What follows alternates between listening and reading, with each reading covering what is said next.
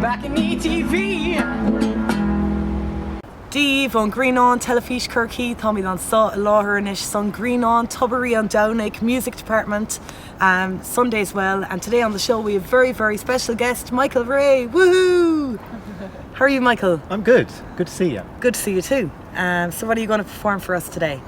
I'm going to recite a poem which is probably a poem about a relationship hiding as a poem about furniture. Interesting. Take it away. The wingback. I found it floating in the river, a missing wing exposed, a pepper of blued tacks, its casters rusty, legs quite furred. The springs creaked as I fished it out. Torn upholstery revealed a tangle of bridle ties, horsehair, and poking from its seat, the examiner, our neighbour's name pencilled along one soggy edge.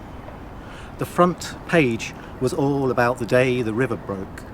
Filled homes and shops, and a local artist's sketch, most astonishingly beautiful in pen and ink, shaded with visiting newsprint from page 2, back to front stories by local residents about their ladderbacks and Windsor carvers migrating south amongst the torrent of flotsam and duffel-coated visitors, bobbing down the high street in brightly coloured clinker boats.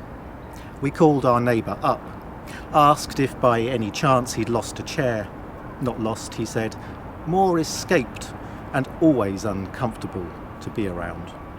It had broken free, floated off. No, he didn't want it back.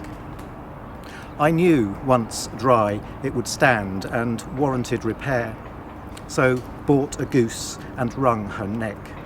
She gave us several suppers and a fine sack of feathers.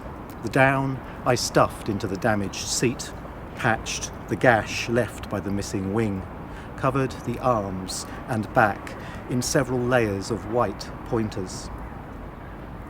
Last year, when autumn pulled up outside, the chair became restless. Even tethered by a length of rope, it would levitate in our front room. Tired of painting over scratches on the ceiling, I cut it loose, watched it scuttle out the door, hover just above the orchard, then flap away lopsidedly. This spring, it returned with a sofa to nest in our beech tree by the river. Woohoo! That was brilliant. So, Michael, you're a regular at the Ovale session in Cork at the Long Valley on a Monday night. We've known each other there for years. I'm a big fan of your poetry. So, what are you up to? Have you, do you have many publications out, or are you? I don't have any books out. I'm kind of wary about that whole idea. I have a partner who's a couple of books out, and I've been watching from a distance all the scariness associated with publication. But I publish in journals quite often, and when I'm not doing that, I wear another hat, which is that I'm a visual artist and I make things out of glass. That's great. Okay, yeah, you were telling me a little bit about that. And so how do we find out more about what you do with glass and what you do with poetry?